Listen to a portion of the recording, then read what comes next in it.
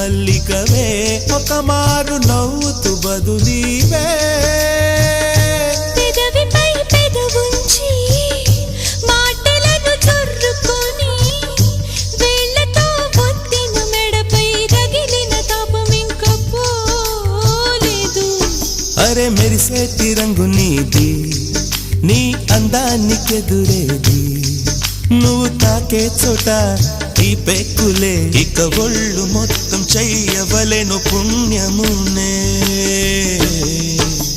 నెల్లూరి నెరజానా నే కుంకుమల్లె మారిపోనా, నువ్వు స్నానమాడ పసుపులాగా నన్ను కొంచెం చూసుకోవే, నీ అందలకు